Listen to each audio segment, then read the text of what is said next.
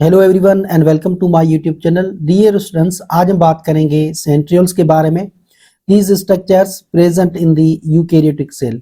आज के लेक्चर में सेंट्रियोल की स्ट्रक्चर और फंक्शन के बारे में डिटेल से डिस्कस करते हैं। तो सबसे पहले हम बात करेंगे सेंट्रियोल की डिस्कवरी के बारे में।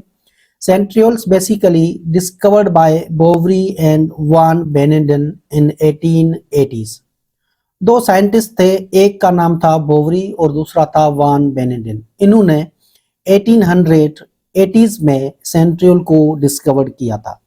Centrioles are short. अगर हम स्ट्रक्चर की बात करते हैं तो सेंट्रियोल की साइज छोटी होती है, barrel shaped structure of microtubules. और सेंट्रियोल की स्ट्रक्चर बैरल की स्ट्रक्चर जैसी होती है।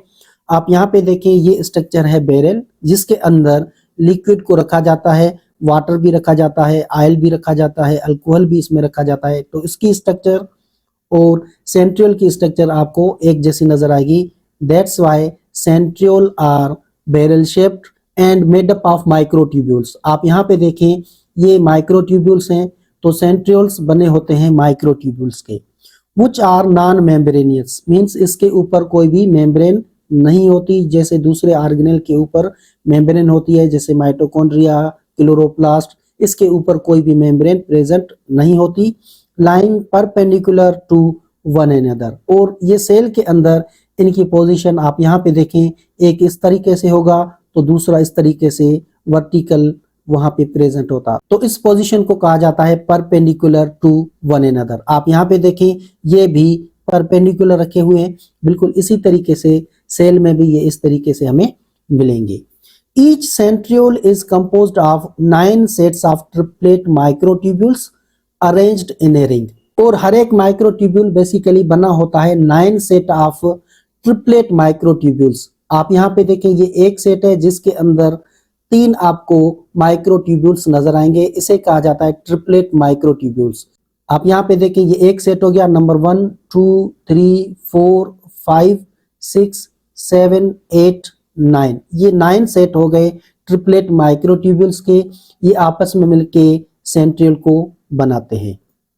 दे appeared in animal cell and some protist before cell division near the outer membrane of nucleus. Centriole basically animal cell के अंदर प्रेजेंट होते हैं। आप यहाँ पे देखें, दिस इज द सेंट्रियोल। और कुछ प्रोटिस्ट जिसमें अलगल सेल हो गया, यहाँ पे सेंट्रियोल प्रेजेंट है। फंगल यीस्ट सेल के अंदर भी सेंट्रियोल प्रेजेंट होते हैं। और कुछ प्रोटोजुआ आप यहाँ पे देखें, उनके अंदर भी सेंट्रियोल प्रेजेंट होते हैं। और ये अपीयर कब होते हैं? जब सेल डिवीजन होती है। आप यहाँ पे देखें, जब सेल डिवीजन होती है तो ये न्यूक्लियस के करीब ही यहाँ पे अपीयर होते हैं और इससे स्पाइनल फाइबर बनते हैं। Therefore, the place where they are present in cytoplasm is called centrosome. Centro means nucleus, soma means body. Centrioles basically जब सेल डिवीजन होती है तो साइटोप्लाज्म में ये न्यूक्लियस के करीब यहाँ पे अपीयर होते हैं। इस वजह से सेंट्रियोल को सेंट्रोसोम भी कहा जाता है। At the time of cell division, the centrioles duplicates and become 2 pairs. जब सेल डिवीजन होती है तो सेंट्रियोल्स डुप्लीकेट हो जाते हैं। आप यहाँ पे देखें, एक पेयर ये है और दूसरा पेयर ये है।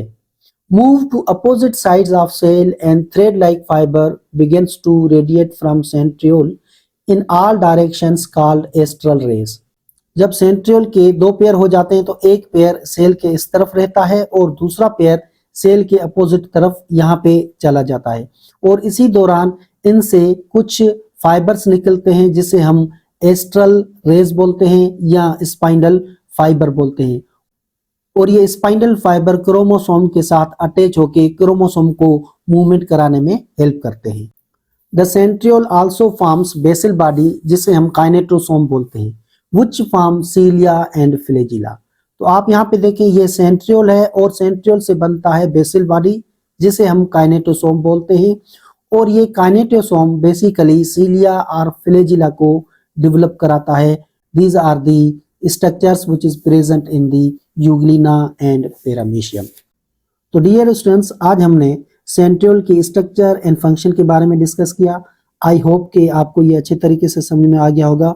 If you have any kind of the question, you may ask in comment. Thank you for watching this video.